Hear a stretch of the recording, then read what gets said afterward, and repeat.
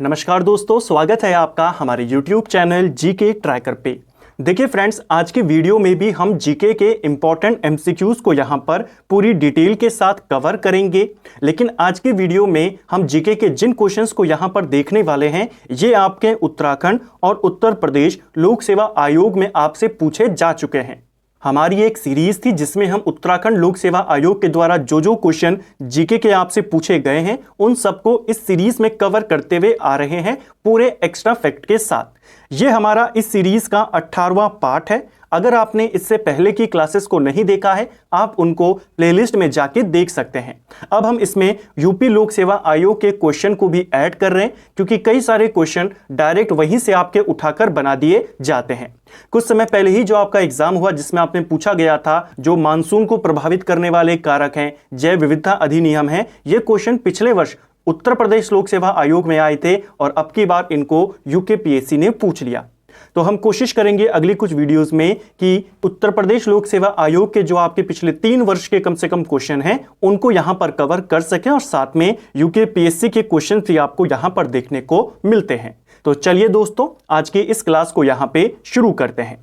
आज का हमारा पहला क्वेश्चन है, निम्नलिखित में से किस आयोग या समिति की सिफारिश पर भारत में अंतरराज्यीय परिषद की स्थापना करी गई? अंतरराज्यीय परिषद को लेकर के पहले 2-3 बातें हैं, उनको याद कर लीजिए। अंतरराज्यीय परिषद की स्थापना मई 1990 में करी गई। दूसरी बात, इनको गठित करने का अधिकार भारत के राष्ट्रपति को है। और तीसरी बात, इनका गठन आर्टिकल 263 के तहत किया जाता है। ये 3 बेसिक बातें हैं। कब बनी, कौन बनाता है, किसके तहत बनी। अब आते हैं किस समिति ने सिफारिश करी थी कि एक अंतरराज्यीय परिषद होनी चाहिए। यह सिफारिश करी थी सरकारिया आयोग ने। ऑप्शन डी हमारा सही आंसर होगा। सरकारिया आयोग आप जानते हैं केंद्र और राज्यों के बीच संबंधों को और किस तरीके से अच्छा किया जाए उनकी समीक्षा के लिए एक आयोग गठित किया गया था और इसी आयोग ने कई सारी सिफारिशें दी थी, जिसमें सबसे महत्वपूर्ण सिफारिश थी अंतरराज्यीय परिषद का गठन करना। कुछ इंपॉर्टेंट बातें हैं, इनको देखते हैं।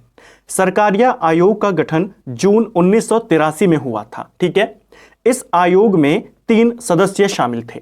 इस आयोग के अध्यक्ष थे RS सरकारिया, इसलिए इसे सरकारिया आयोग बोला जाता है। केंद्र राज्य संबंधों पर यह बेस था। ठीक है। इसमें अन्य सदस्य कौन थे? यूकेपीएससी ने किसी एग्जाम में आपसे पूछा था कि इनमें से कौन सरकारिया आयोग का सदस्य नहीं था। तो 3 सदस्य थे। सरकारिया इसके अध्यक्ष थे, बी शिवरामन और SR सेन इसके 2 अदर मेंबर थे। जनवरी 1988 में इसने अपनी रिपोर्ट दे दी थी। तो गठन हुआ जून 83 में, रिपोर्ट आई जनवरी 1988 में। मई 1990 में अंतरराज्यीय परिषद का गठन किया जाता है। जैसे मैंने कहा, कई सारी सिफारिशें ये करता है अपनी रिपोर्ट में, जिसमें सबसे महत्वपूर्ण थी अंतरराज्यीय परिषद। मई 1990 में इसका गठन कर दिया जाता है। अंतरराज्यीय परिषद से जुड़ा हुआ आर्टिकल कौन है आपका? 263। तो ये कुछ इंपॉर्टेंट बातें और सरकारिया आयोग से रिलेटेड सारी जानकारी हमने इसी क्वेश्चन में यहां पर कवर करी। नेक्स्ट है हमारा, निम्नलिखित में से कौन सी एक नदी हिमालय पार नदी है? यानी कौन सी नदी है जो ट्रांस हिमालय से आती है? ये नदी है आपकी सतलज नदी। 3 इंपॉर्टेंट नदियां हैं जो ट्रांस हिमालय से आती हैं। तीनों के नाम याद कर लीजिए। ये क्वेश्चन यूपी लोक सेवा आयोग ने पूछा था 2020 में। तो पिछले 3 वर्षों के हम यहां पे कवर कर जाएंगे। 3 नदियां कौन कौन सी हैं? एक है आपकी सतलज, इसके अलावा एक है ब्रह्मपुत्र, ये भी हिमालय पार यानी ट्रांस हिमालय की नदी है, और एक है सिंधु नदी। इन तीनों को याद कर लेंगे, तीनों पूछी जाएंगी। तीनों के उद्गम की बात करें तो तीनों की तीनों नदियां ब्रह्मपुत्र, सतलज और सिंधु जो मानसरोवर झील है उसके नजदीक से आती है। सतलज नदी मानसरोवर झील के निकट जो राकस ताल है वहां से आती है। सिंधु नदी मानसरोवर झील के निकट बोखरचू नाम का एक ग्लेशियर है वहां से आती है। और ब्रह्मपुत्र नदी आप जानते हैं मानसरोवर झील के ही पास में चेमा युंगडुंग नाम का ग्लेशियर है वहां से आती है। तीनों नदियां यहीं से आती हैं, तिब्बत से आती हैं, आपको याद करना है। ठीक है। नेक्स्ट है, डार्लिंग श्रृंखला ऑस्ट्रेलिया के निम्नलिखित तटों में किस पर अवस्थित है? तो देखिए, ऑस्ट्रेलिया के अंदर 2 इंपॉर्टेंट पर्वत श्रृंखलाएं हैं जो आपको याद होनी चाहिए। एक है ग्रेट डिवाइडिंग रेंज और एक है डार्लिंग रेंज। ठीक है। जैसा आप यहाँ पर मैप में देख सकते हैं। और ये क्वेश्चन बहुत बार आता है। तो आप देखेंगे जो डार्लिंग रेंज है ये कहाँ पड़ रही है, यह आपके दक्षिण पश्चिमी तट पर पड़ती है, ठीक है, यानी कि पश्चिमी इलाके में है और थोड़ा सा दक्षिण की तरफ है। तो इसको आपने याद करना है। और ये क्वेश्चन, इतना डिटेल क्वेश्चन भी पेपर में पूछा गया है। ग्रेट डिवाइडिंग रेंज की बात करेंगे, ये कौन से वाले तट पर है, ये आपके पूर्वी तट पर है। आप जैसे देख सकते हैं बिल्कुल अपोजिट डायरेक्शन में है। दोनों क्वेश्चन आपके बनते हैं सीधा, क्योंकि अब ये नॉर्मल क्वेश्चन है। ग्रेट डिवाइडिंग रेंज कहां है, सब बताते हैं ऑस्ट्रेलिया में है। कौन से तट पर है, तो ग्रेट डिवाइडिंग रेंज आपके पूर्वी तट पर है, डार्लिंग रेंज आपके दक्षिण पश्चिमी तट पर है। इसको आपने याद करना है, ठीक है। ऑस्ट्रेलिया की दो फेमस नदियां हैं, उनमें नाम है, एक का नाम है मर्रे और एक का नाम है डार्लिंग। ये दोनों नदियां आपके ग्रेट डिवाइडिंग रेंज से आती हैं। इसको भी आपने याद करना है, क्वेश्चन बन जाता है, ठीक है। नेक्स्ट है, निम्नलिखित में से कौन सी महासागरीय धारा हिंद महासागर से संबंधित है। तो ये भी 2020 का क्वेश्चन है। महासागरीय धारा हिंद महासागर की, यह है अगुलहास। ऑप्शन सी हमारा सही उत्तर यहां पर हो जाएगा। अगुलहास एक गर्म जल धारा है जो कि हिंद महासागर की है। तो ऑप्शन सी हमारा सही आंसर होगा। कुछ इंपॉर्टेंट महासागरीय जल धारा हैं यहां पर, इनको देख लेते हैं। हिंद महासागर की बात करें तो मोजाम्बिक, मेडागास्कर, अगुलहास और पश्चिमी ऑस्ट्रेलियाई धारा, ये चारों हिंद महासागर की जल धाराएं हैं, ठीक है। और इनमें से ये वाली आपसे पूछी गई थी। इसी प्रकार अटलांटिक महासागर की अगर हम बात करते हैं, अटलांटिक महासागर में है एंटिलीज हो गई, फ्लोरिडा हो गई, गल्फ स्ट्रीम, नॉर्वे, ब्राजील धारा, कनारी धारा, लेब्राडोर, फॉकलैंड, बेंगुएला, ये सारी किसकी हैं, ये सारी की सारी अटलांटिक की हैं। कौन गर्म है कौन ठंडी है वो भी यहाँ पर लिखा है, आपको ये भी याद करने हैं। लेकिन ये चीज़ें सेकेंडरी में याद करनी है, पहले आपको इनके नाम याद करने हैं कौन किसकी है। ज़्यादातर आपसे पेपरों में बेंगुएल पूछ लेता है, फॉकलैंड, लेब्राडोर, कनारी, इसके अलावा गल्फ स्ट्रीम और फ्लोरिडा, इनके बारे में पूछ लेता है। इसी प्रकार अगर हम प्रशांत महासागर की बात करें तो इसकी भी कुछ इंपॉर्टेंट जल धाराएं हैं, जैसे कैलिफोर्निया की धारा, आयोशिवो, पेरू, ओकोस्टक या फिर क्यूराइल जिसको बोला जाता है। आपने देखा होगा ऑप्शन में भी दिया गया था क्यूराइल धारा। तो अगर ये क्वेश्चन होता, बताइए क्यूराइल किसकी है, आप बता देंगे प्रशांत महासागर की है, ठीक है। कनारी धारा किसकी थी, अभी हमने देखा अटलांटिक की है। फ्लोरिडा ये भी अटलांटिक की है, ठीक है। औरों की बात करें तो पूर्वी ऑस्ट्रेलियाई धारा, ये भी प्रशांत महासागर की है। पश्चिमी ऑस्ट्रेलियाई पूछेगा तो वो आपके हिंद महासागर की है, और पूर्वी ऑस्ट्रेलियाई पूछेगा ये आपके प्रशांत महासागर की है। ब्रिटिश कोलंबिया या अलास्का धारा, ये भी प्रशांत महासागर की है, और क्यूरोशिवा ये भी आपके प्रशांत महासागर की है। इनको आपने याद करना है, ठीक है। इसमें आपके इंपॉर्टेंट ये दो हो जाते हैं, क्यूराइल हो जाती है और आयुशिवो हो जाती है। नेक्स्ट है हमारा, निम्नलिखित घटनाओं को उनके प्रारंभ के काल अनुक्रम में व्यवस्थित कीजिए। यानी कौन सी घटना पहले हुई, आपने उस क्रम में इनको लगाना है। अगर हम यहां पर इनके होने के वर्ष की बात करते हैं, प्रोजेक्ट टाइगर कब आया था, प्रोजेक्ट टाइगर आया था 1973 में, ठीक है। प्रोजेक्ट हाथी ये आया था 1992 में। वन्य जीव संरक्षण अधिनियम ये 1972 में आया था। जैव विविधता अधिनियम ये 2002 में आया था। ये इनका क्रम है। अब आपको इनको क्रम में लगाना है। सही आंसर हो जाएगा 3, 1, 2 और 4। तो 3, 1, 2, 4 इसका सही उत्तर यहां पर हो जाएगा। तो आपको वर्ष भी याद करना है, क्योंकि कई बार आपको अब अगली बार हो सकता है ऐसे मिलाने के लिए ना दे, सीधा पूछ ले प्रोजेक्ट हाथी कब आया था, तो आप बताएंगे 1992। क्रम क्या होगा 3, 1, 2, 4, ठीक है। नेक्स्ट है, सिक्किम का भारत में विलय किसने किया था। तो किस गवर्नर जनरल के द्वारा, किस वाइसरॉय के द्वारा सिक्किम को भारत में मिलाया गया था, यह था डलहौजी। ऑप्शन सी हमारा सही आंसर होगा। डलहौजी ने दो इंपॉर्टेंट जगह, एक था सिक्किम, ठीक है, और दूसरा था अवध, जिनको ब्रिटिश साम्राज्य में मिला। हालांकि कई सारे जो को इसने मिलाया था अपने साम्राज्य में, जो सिख साम्राज्य था वो भी इसी के काल में विलय होता है। लेकिन ये दो फेमस केस थे, क्योंकि सिक्किम में 2 अंग्रेज डॉक्टरों के साथ इसने दुर्व्यवहार का आरोप लगाया कि वहां के जो राजा थे, वहां की जो जनता है, उन्होंने 2 अंग्रेजी डॉक्टरों के साथ दुर्व्यवहार किया। तो वो आरोप लगाकर इसने सिक्किम को हड़प लिया, और फिर अवध के ऊपर कुशासन का आरोप लगाकर इसने अवध को भी हड़प लिया। तो इन दोनों को आपने याद करना है। सिक्किम को इसने ब्रिटिश साम्राज्य में 1850 में और अवध को 1856 में मिलाया था। तो सिक्किम के बारे में पूछा है, डलहौजी आप बताएंगे। कई बार ये क्वेश्चन ऐसे भी पूछ लेता है कि सिक्किम का विलय किस आधार पे किया, तो आप बताएंगे दुर्व्यवहार के आधार पे, और अवध का कैसे किया, कुशासन के आधार पे। ठीक है, नेक्स्ट है, मलेशिया में किंटा घाटी किसके लिए प्रसिद्ध है? तो ये क्वेश्चन भी 2020 में आया था उत्तर प्रदेश लोक सेवा आयोग में। जो किंटा घाटी है ये वर्ल्ड फेमस है टिन उत्पादन के लिए। दुनिया का सबसे ज्यादा टिन उत्पादक स्थलों में से एक माना जाता है किंटा घाटी को, और ये आपके मलेशिया में पड़ती है, टिन उत्पादन के लिए फेमस है। नेक्स्ट है, भारतीय संघात्मक व्यवस्था में तृतीय तल कब जोड़ा गया था? अब देखिए ये क्वेश्चन एक रिपीटेड क्वेश्चन है, लेकिन यूपी लोक सेवा आयोग ने इसे एक नए तरीके से पूछा। सिंपल सा क्वेश्चन है, आंसर है इसका 1992, ऑप्शन सी सही आंसर होगा। देखिए भारत में संघीय व्यवस्था है, आप जानते हैं, शक्तियों का यहां पर विकेंद्रीकरण किया जाता है। 1992 से पहले भारत में शासन के कितने स्तर थे? 2 स्तर थे, एक था केंद्र में और एक राज्यों में चलता था। 1992 में संविधान में पंचायती राज सिस्टम को संवैधानिक दर्जा दे दिया गया और भारतीय संघात्मक व्यवस्था में तीसरा तल यानी कि स्थानीय स्वशासन को यहां पर जोड़ दिया गया। तो ये स्थानीय स्वशासन की बात कर रहा है, जो तीसरे तल की बात, तीसरे स्तर की बात यहां पर हो रही है।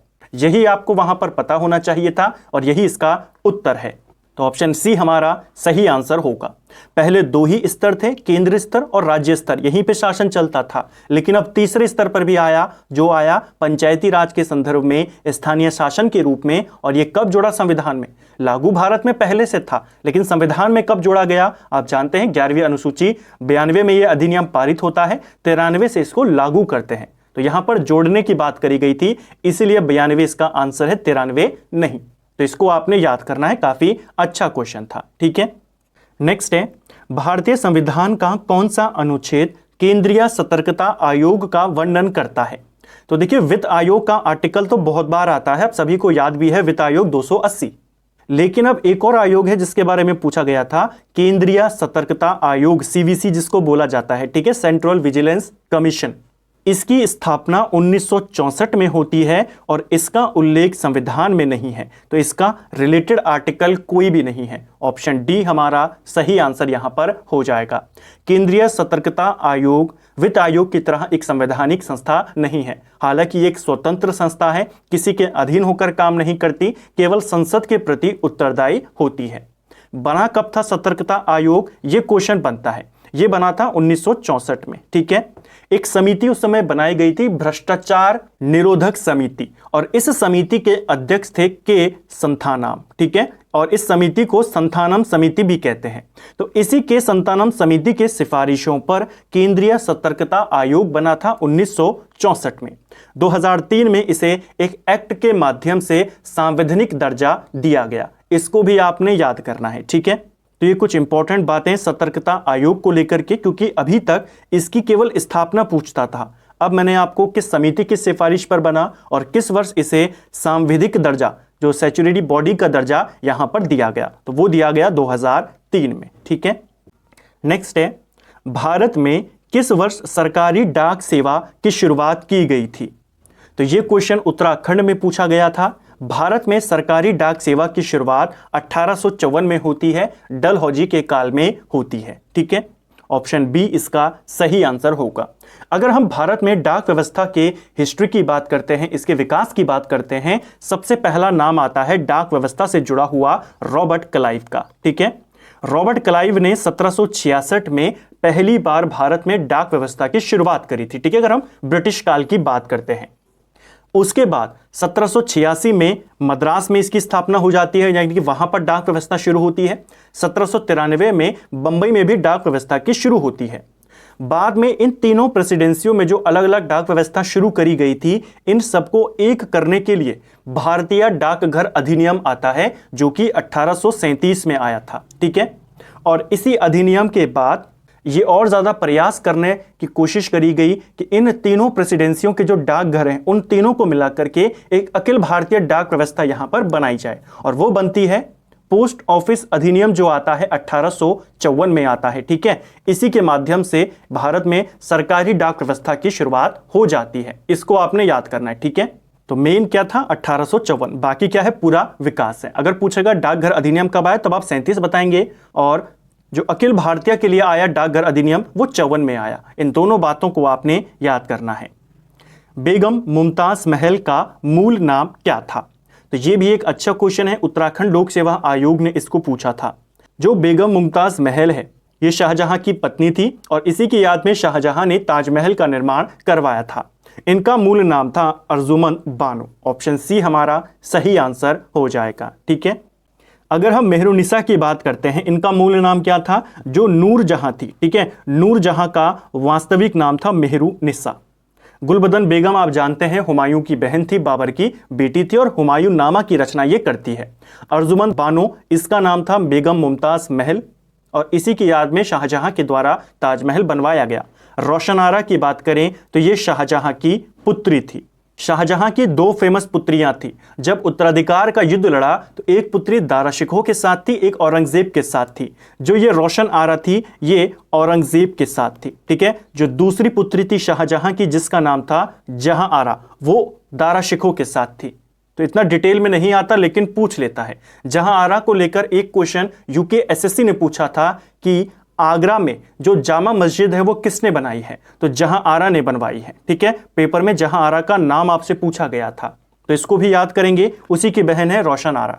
तो इन चारों को लेकर के क्वेश्चन बनते हैं। चारों को हमने इंपॉर्टेंट पॉइंट्स को यहां पर देखा। नेक्स्ट है, निम्न में से भारतीय संविधान का कौन सा अनुच्छेद वयस्क मताधिकार से संबंधित है? तो ये क्वेश्चन यूकेएसएससी ने भी और जो उत्तर प्रदेश का लोक सेवा आयोग है दोनों ने इस क्वेश्चन को पूछा है। काफी अच्छा क्वेश्चन है। देखिए, भारत में निर्वाचन आयोग से संबंधित भाग कौन है संविधान का? वो है भाग 15। आर्टिकल्स की बात करें 324 से लेकर 329 तक ये निर्वाचन आयोग से संबंधित है, निर्वाचन से संबंधित है। तो 322 तो इसका आंसर होगा नहीं।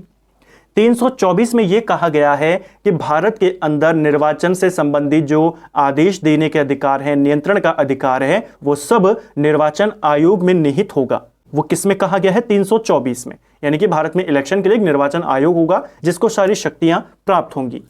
325 कहता है कि धर्म के आधार पे, जाति के आधार पे, मूल के आधार पे किसी भी व्यक्ति का नाम निर्वाचक जो नामावली है उसमें शामिल करने से रोका नहीं जाएगा और ना ही ऐसा कोई व्यक्ति दावा कर सकता है कि मेरी जाति के जो नाम है उनको अलग करके बनाए जाए। इस तरीके से वो दावे नहीं होंगे, ठीक है। यानी कि भेदभाव नहीं होगा निर्वाचक नामावली में शामिल करने के मामले में।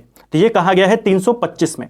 326 कहता है कि लोकसभा में, राज्यों के विधानसभा में जो निर्वाचन होगा वो वयस्क मत अधिकार के आधार पे होगा। तो इसका सही आंसर क्या हो जाएगा? अनुच्छेद 326। कौन सा आर्टिकल क्या कहता है वो हमने यहां पर देखे। 324 कहता है निर्वाचन आयोग होगा, 325 कहता है किसी के साथ भेदभाव नहीं होगा, 326 कहता है कि मतदान जो होगा या निर्वाचन जो होगा वयस्क मत अधिकार के आधार पर होगा, 327 कहता है विधानमंडल के लिए, निर्वाचन के लिए अगर कोई उपबंध करने हो तो वो संसद की शक्ति 327 में दी गई है, और अगर विधानमंडल को अपने ही निर्वाचन के लिए कुछ उपबंध करने हैं तो वो विधानमंडल की शक्ति 328 में है। और 329 ये बहुत इंपॉर्टेंट आर्टिकल है। 329 कहता है निर्वाचन संबंधी मामलों में सुप्रीम कोर्ट का यानी न्यायालय का हस्तक्षेप यहां पर वर्जित है। तो इसको आपने याद करना है। क्वेश्चन अगली बार ये बना देगा, यहां पर तो वयस्क मताधिकार पूछा 326 हो जाएगा, अगली बार पूछ लेगा निर्वाचन संबंधी मामलों में न्यायालय हस्तक्षेप नहीं करेगा, कौन से अनुच्छेद में है? आप बताएंगे 329 में है, ठीक है। नेक्स्ट है, भारत के राष्ट्रपति के विरुद्ध महाभियोग प्रस्ताव पर संसद के किसी सदन के कितने सदस्यों के हस्ताक्षर आवश्यक हैं? तो राष्ट्रपति पर जब महाभियोग प्रस्ताव लगता है, जब उसके ऊपर महाभियोग लगता है, महाभियोग यानी पद से हटाए जाने के लिए जो प्रोसेस होती है उसे महाभियोग कहते हैं। तो उसमें कम से कम कितने सदस्यों के हस्ताक्षर होने चाहिए उस प्रस्ताव में? 1/4 सदस्यों के। ऑप्शन ए हमारा सही आंसर होगा। यह भी आपसे पूछा गया है। कुछ इंपॉर्टेंट बातें हैं बुलेट नोट्स में, इनको देखते हैं। महाभियोग संविधान के 61 अनुच्छेद के तहत लगता है। राष्ट्रपति पर जो महाभियोग लगाया जाता है वो आर्टिकल 61 के तहत लगता है। महाभियोग की प्रक्रिया को अमेरिका से लिया गया है। महाभियोग का प्रस्ताव संसद के किसी भी सदन में लाया जा सकता है। प्रस्ताव की सूचना राष्ट्रपति को 14 दिन पहले देनी होती है। यह आवश्यक है कि महाभियोग प्रस्ताव लाने से 2 हफ्ता पहले 14 दिन पहले आपको राष्ट्रपति को जानकारी देनी होती है। इस प्रस्ताव में कम से कम 1/4 सदस्यों के हस्ताक्षर होने आवश्यक होते हैं और महाभियोग के विरुद्ध किसी भी न्यायालय में अपील नहीं की जा सकती। ठीक है, तो ये कुछ इंपॉर्टेंट बातें हैं महाभियोग को लेकर के, इनको आपने नोट डाउन करना है। ठीक है, शिवाजी के अष्टप्रधान में निम्नलिखित में से कौन आधुनिक विदेश सचिव के समकक्ष था? अब देखिए, ये क्वेश्चन हमने पहले भी कई बार किया है कि शिवाजी के जो अष्टप्रधान थे उसमें जो विदेश मंत्री होता था उसे सुमंत बोला जाता था। विदेश मंत्री बोल लीजिए या विदेश सचिव बोल लीजिए, उसे सुमंत कहते थे। लेकिन अब ऑप्शन में, ये पेपर में आया हुआ है और इसमें ऑप्शन भी सेम यही थे, यहां पर सुमंत नहीं दिया गया है, यहां पर दिया गया है दबीर। तो यही बताना है, यही यहां पर इंपॉर्टेंट पॉइंट है, सुमंत या दबीर दोनों एक ही पद था। ये विदेश सचिव, विदेश मंत्री का उस समय काम करता था। ठीक है, तो अगर आपको ऑप्शन में सुमंत ना दिखे, दबीर आपको देखने को मिल जाएगा। तो ऑप्शन डी हमारा सही आंसर होगा। ठीक है, कुछ इंपॉर्टेंट यहां पर पॉइंट्स हैं शिवाजी के अष्टप्रधान को लेकर के। अष्टप्रधान यानी जो शिवाजी का मंत्रिमंडल होता था उसको अष्टप्रधान कहते थे। इसमें कौन कौन शामिल थे उनको देख लेते हैं। सबसे पहले आते थे आपके मजूमदार, ये आमत्य इनको बोला जाता है। ठीक है, कहीं पर मजूमदार बोलेगा, कहीं पर आमत्य बोलेगा। ये वित्त मंत्री होते थे, यानी कि आज का वित्त मंत्री, उस समय इनको मजूमदार या आमत्य कहा जाता था। क्वेश्चन बना देगा, जैसे ऊपर विदेश सचिव पूछ लेगा, वित्त सचिव बताइए, वित्त मंत्री बताइए, इस तरीके से। सुमंत या दबीर ये विदेश विभाग का अधिकारी होता था, विदेश विभाग दरबारी होता था, शिष्टाचार का अधिकारी होता था। तो इसको आपने याद करना है। ठीक है, ये दोनों एक ही पद है। शुरू-नवीश, चिटनीस, सचिव, ये तीनों एक ही पद हैं और ये पत्राचार विभाग से संबंधित होता था। ठीक है, पेशवा या जिसे प्रधानमंत्री अगर हम बोल लें तो ये अष्टप्रधान का प्रमुख होता था। समस्त प्रशासन का निरीक्षण यही करता था। नागरिक और सैनिक मामलों का भी सर्वोच्च अधिकारी यही होता था। तो अष्टप्रधान में भी प्रधानमंत्री कौन होता था? मेन वो होता था पेशवा। वाक्य नवीस मंत्री की बात करें तो यह आधुनिक गृह मंत्री होता था, इसको भी याद करेंगे। न्यायाधीश तो नाम से ही बता देंगे, न्याय विभाग से संबंधित। सेनापति या सर ए नौबत ये सेना का प्रधान होता था। और पंडित राव या जिसे सद्र भी बोला जाता था, यह धर्म और दान विभाग का अधिकारी होता था। तो ये 8 मंत्री हैं जो आपको याद करने हैं। सबके अलग अलग नाम भी हैं, सबके काम भी हैं जो आपको पेपर में पूछे जाते हैं। निम्नलिखित विदेश यात्रियों को उनके भारत आने के कालक्रम अनुसार व्यवस्थित कीजिए। तो यहाँ पर 4 विदेशी दिए गए हैं, कौन कब भारत आया आपने बताना है। क्रम की अगर हम बात करते हैं, सबसे पहले इन चारों में भारत आया था रॉल्फ फिंच, ये 1583 में, कहीं पर 1588, ये 2 वर्ष इसके दिए गए हैं। ज्यादातर आपको 1588 देखने को मिल जाता है। ये भारत आया था, ठीक है, अकबर के काल में। इसके बाद भारत आता है विलियम हॉकिंस जो कि 1608 में आया था जहांगीर के शासनकाल में। इसके बाद निकोलस डाउनटाउन था जो 1614-15 में भारत आया, और उसके बाद थॉमस रो था जो 1615 में भारत आया। तो ये पूरा क्रम है। आपने सीधा हॉकिंस को टिक नहीं करना है क्योंकि रॉल्फ फिंच उससे पहले आ चुका था भारत में। तो सही क्रम क्या हो जाएगा? 2143। तो 2143 इसका सही उत्तर यहां पर हो जाएगा। इनको भी आपने याद करने हैं, ठीक है। नेक्स्ट है हमारा, निम्नलिखित में से कौन सा संविधान के अनुच्छेद 3 के तहत संसद के एक कानून द्वारा संभव नहीं है? तो इनमें से क्या हम अनुच्छेद 3 के तहत नहीं कर सकते? देखिए क्या क्या कर सकते हैं। नए राज्यों का गठन क्या आर्टिकल 3 के तहत संसद कानून बना के कर सकती है? बिल्कुल कर सकती है। राज्यों के क्षेत्र में परिवर्तन ये भी कर सकती है, राज्यों की सीमाओं में परिवर्तन ये भी कर सकती है। नए राज्यों का प्रवेश ये इस आर्टिकल के तहत नहीं होता। हमने पहले भी कई बार बात करी है, हमारे संविधान में नए राज्यों का गठन 2 आर्टिकल के तहत होता है। एक है आर्टिकल 2 और एक आर्टिकल 3। आर्टिकल 2 कहता है अगर नए राज्यों का प्रवेश करना होगा, जैसे भारत के साथ अगर कोई दूसरे देश का राज्य या कोई जमीन भारत में विलय करना चाहे तो उसका विलय किसके तहत होगा? आर्टिकल 2 के तहत। लेकिन जो अपने ही राज्य हैं उन्हीं की सीमा में चेंज करके अगर नया राज्य बनाना हो, राज्यों के क्षेत्र में परिवर्तन करना हो, सीमाओं में परिवर्तन करना हो, उसके लिए आर्टिकल 3 होता है।